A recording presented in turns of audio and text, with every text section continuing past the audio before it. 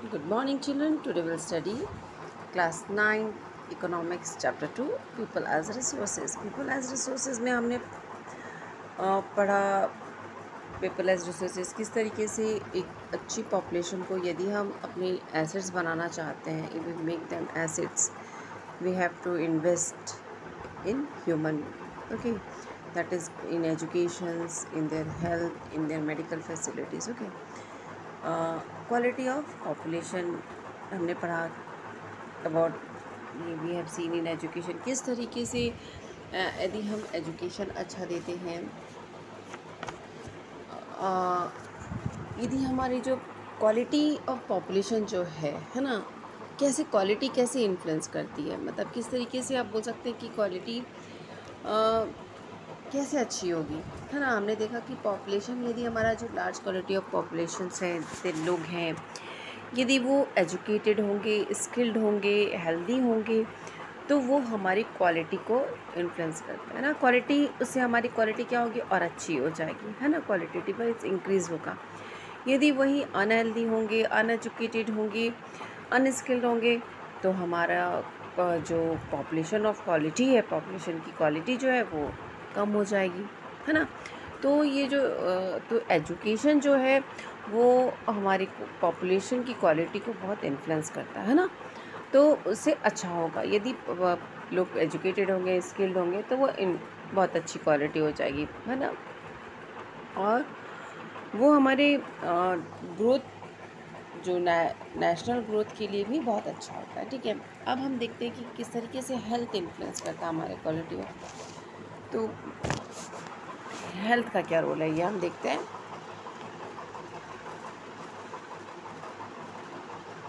We will study about health. Okay, now we will see health. Look, firm maximize profit. Do you think any firm would be induced to employ people who might not work efficiently as a healthy worker because of a ill health? मान लीजिए एक firm है और वो किसको employ रखेगा। एक जो फर्म है वो कैसे लोगों को बोलेगा कि मेरे तुम यहाँ काम करो, जो क्या बीमार होंगे, हमेशा बीमार रहते होंगे, जिनको कुछ नहीं आता होगा, क्या ऐसे लोगों को वो एज अ एम्प्लॉय अपने अंडर फर्म में रखेंगे? नहीं रखेंगे। वो चाहेगा कि मेरे यहाँ जो काम करे जो बहुत एफिशिएंट हो, है ना, और वो हेल्दी भी हो, है ना। और क्या वो जो अनहेल्दी है, एफिशिएंट नहीं है, तो क्या वो उनको काम पे रखेगा? नहीं रखेगा, है ना। तो यदि उसको अपनी प्रॉफिट फर्म को अपनी मैक्सिमाइज करना चाहते हैं अपने प्रॉफिट को, if they want to maximise their profit, they will give employ to those people those who are healthy, okay.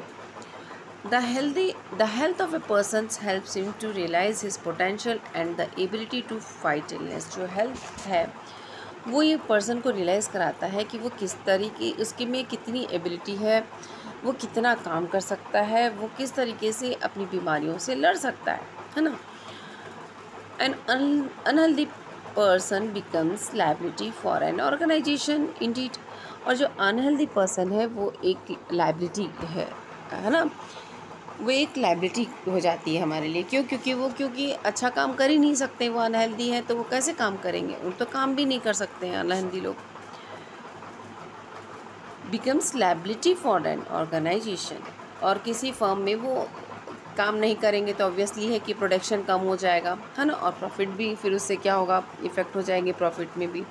तो इसलिए जो भी फर्म है वो क्या करता है, जो भी ऑर्गेनाइजेशन है, फर्म है, वो ऐसे एम्प्लॉयज़ को लेना चाहता है जो कि क्या हो, हेल्दी हो।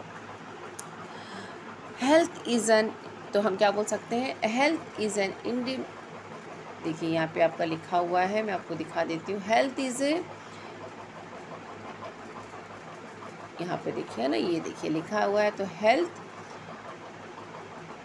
Health is an indispensable basis for realising one's well-being.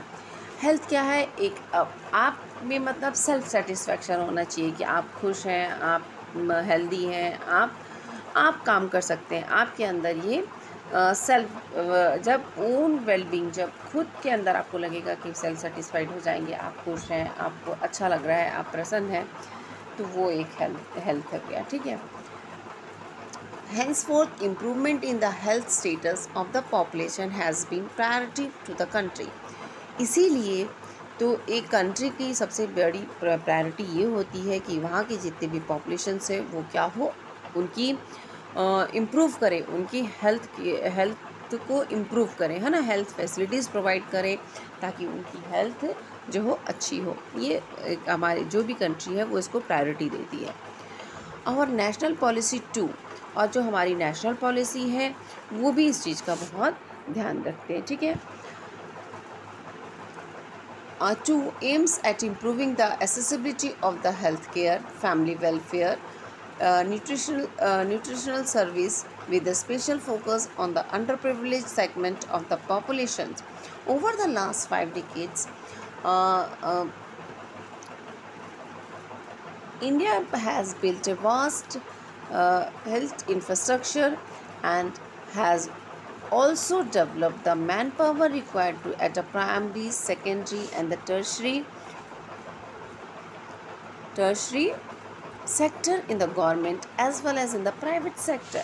आप देखिए हमारे नेशनल पॉलिसीज़ में क्या किया गया है कि इम्प्रूवमेंट हो हेल्थ फैसिलिटीज़ में। तो इसके लिए क्या किया गया है, पॉलिसीज़ ऐसी होनी चाहिए कि aims at improving accessibility of health care.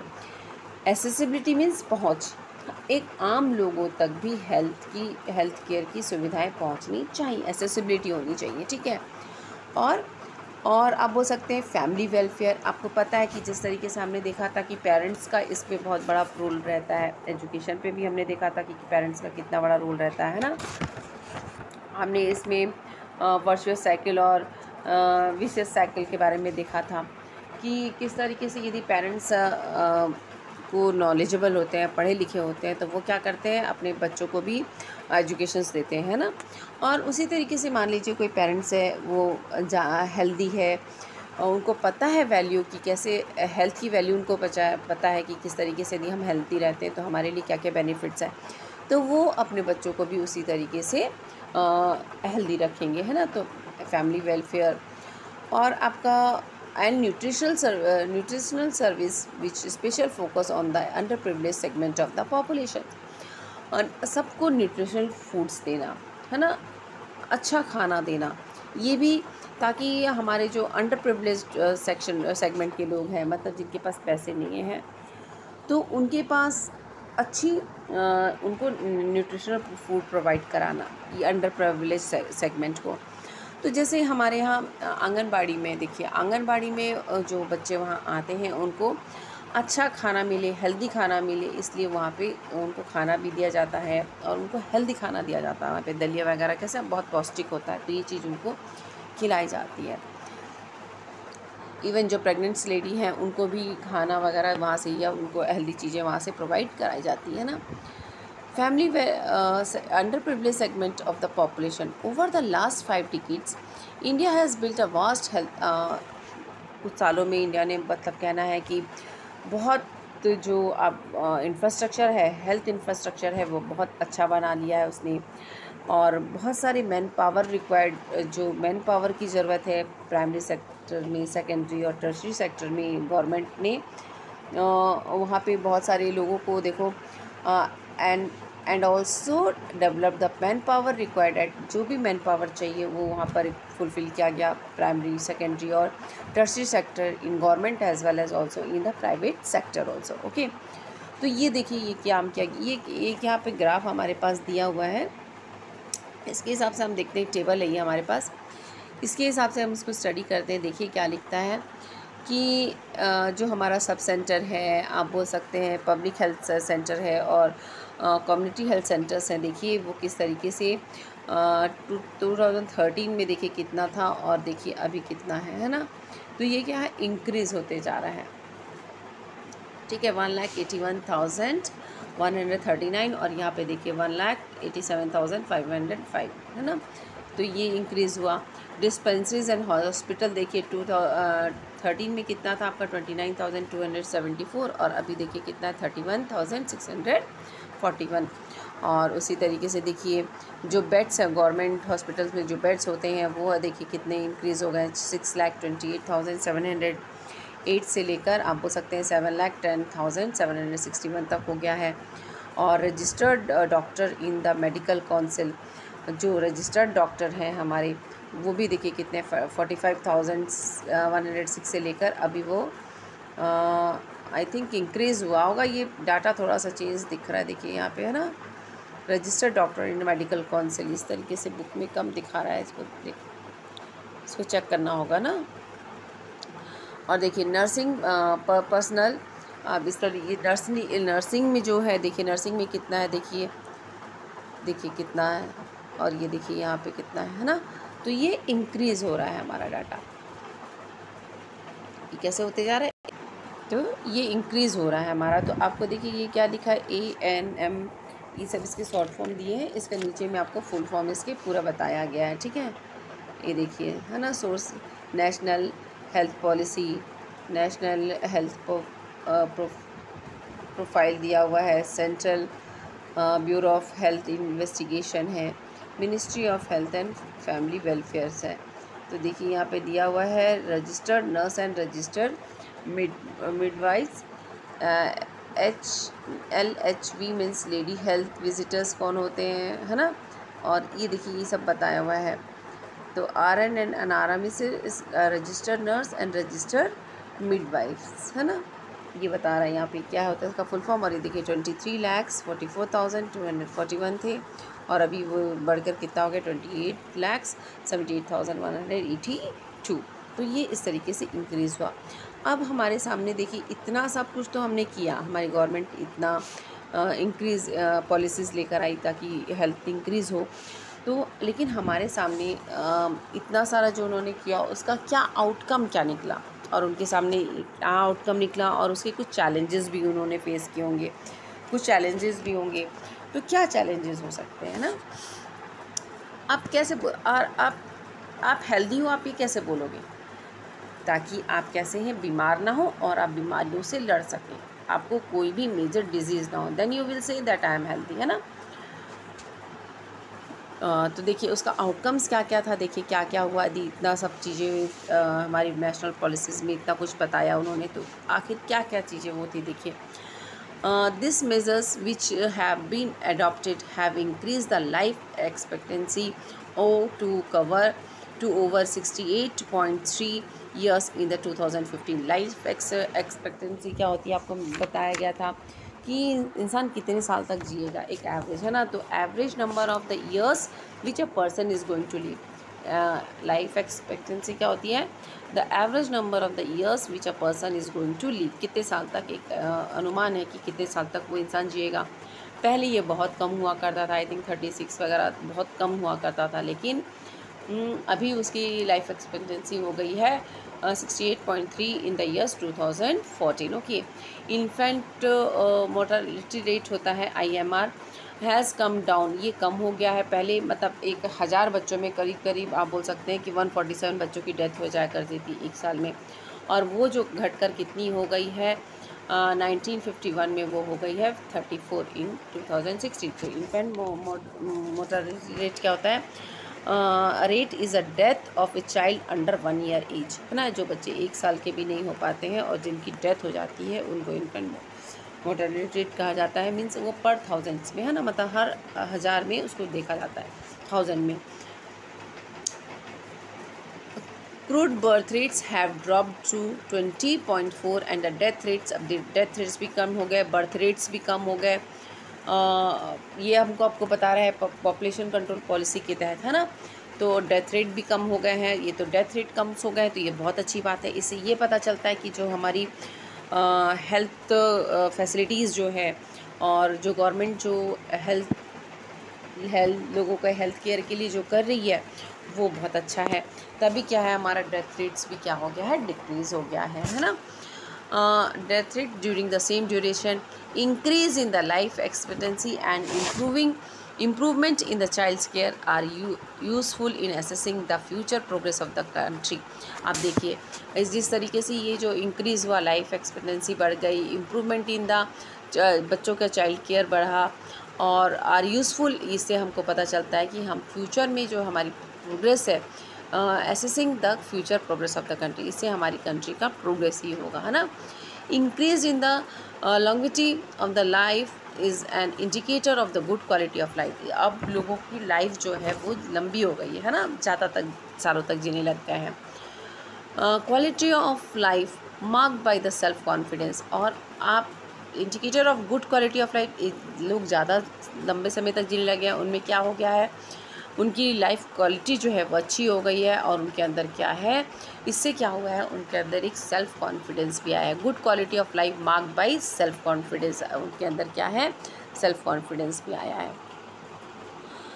Reduction in the infant mortality involves the protection of the children from the infection. अब जो इन्फेंट मोर्टेलिटी रेट मीन्स बच्चों का जो डेथ रेट आप बोल सकते हैं, जिसमें बच्चे कम हुआ है, तो उसके वजह से, किस वजह से है, प्रोटेक्शन ऑफ, मतलब बच्चों को बहुत प्रोटेक्शन दिया गया फ्रॉम द इन्फेक्शंस, बचाया गया इन्फेक्शन से बच्चों को। Ensuring the nutrition of the both the mother and the child, और उसी में उस समय जो प्रेग्नेंट लेडीज़ रहती हैं उनकी न्यूट्रिशन का ख्याल, उनके बच्चों, जब बच्चे हो जाते हैं तो उनके बच्चों का ख्याल भी रखा गया चाइल्ड केयर का। तो जिससे क्या है कि हमारा ये तय है कि हम future progress of the country is possible, है ना। तो ये था आपका हेल्थ, और हम ये आउटकम्स थे हमारे, है ना। तो अब कुछ चैलेंजेस भी हैं हमारे सामने, we are facing some challenges also. there are many places in India which do not have even these basic facilities। आज भी इंडिया में ऐसे बहुत सी जगह हैं जहाँ पर ये जो हेल्थ केयर्स दिखा रहे हैं, ये बेसिक फैसिलिटीज़ भी अवेलेबल नहीं है। There are only 381 medical colleges in the country. आज भी इंडिया में बोलता है 381 मेडिकल कॉलेजेस हैं और 301 डेंटल कॉलेजेस हैं। सो जो just 4 states like Andhra, Karnataka, Maharashtra and Tamil Nadu have the maximum number of college. सिर्फ ये जो 4 स्टेट्स हैं, यहाँ यहीं पर सबसे ज़्यादा colleges, maximum number of colleges हैं। कहाँ कहाँ? आंध्रा, कर्नाटका, महाराष्ट्र एंड तमिलनाडु में ही मैक्सिमम नंबर ऑफ कॉलेजेस हैं, ठीक है, मेडिकल कॉलेज। और आप इसमें ये भी लिख सकते हैं कि जैसे कि health care facilities in India is expensive as compared to other country, we can say that it is less expensive, but for the underprivileged population it is expensive. Underprivileged populations are not able to afford that facilities, है ना। उनके में ये facilities को adopt करने की में possible नहीं होता है। अंडर प्रिविलेज्ड जो सेगमेंट्स हैं हमारे कंट्री के, और वही ज़्यादा है हमारे यहाँ, तो उनको ये चीज़ें अफोर्ड करने में बहुत परेशानी होती है ना, नहीं, मुश्किल होता है उनको। तो ये था, ये इसको स्टडी कीजिएगा, और इसके जो एब्रिवेशंस दिए हुए हैं देखिए, शॉर्ट टर्म्स, इसको भी आप याद कर लीजिएगा, है ना। तो ये हेल्थ था, और नेक्स्ट वीडियो में ये आपका आउटकम्स में आ जाएगा, है ना, कि क्या आउटकम्स था। और ये क्वेश्चन इसमें से डायरेक्ट भी बन सकता है। देखिए, step taken to improve the health conditions of our population. तो क्या government steps taken by the government to improve the health conditions of the population. तो आपको बता दिया मैंने, ये देखिए यही सब बताया था। improving the accessibility of the healthcare first, family welfare and nutrition service with a special focus on the underprivileged segment of the population है। फिर ये आप बता सकते हैं ना, ये है हमारे और ये था हमारा आउटकम्स, क्या क्या निकला, जो सरकार ने इतनी चीज़ें पॉलिसीज़ बनाई, ये सब किया, मेडिकल कॉलेजेस खोले, बेड खोला, बेड प्रोवाइड कराए थे, तो उसके आउटकम्स क्या था। और मैंने बताया आपको चैलेंजेस क्या फेस किया उसके बाद। तो ये चैलेंजेस हैं, है ना, ये आ गया आपका चैलेंजेस में, क्लियर। तो इसके बाद नेक्स्ट वीडियो में हम पढ़ेंगे अनएम्प्लॉयमेंट ही पढ़ेंगे, है ना। नेक्स्ट वीडियो में हम अनएम्प्लॉयमेंट के बारे में डिस्कस करेंगे, ठीक है। तो आप बुक में अच्छे से रीड आउट कीजिएगा।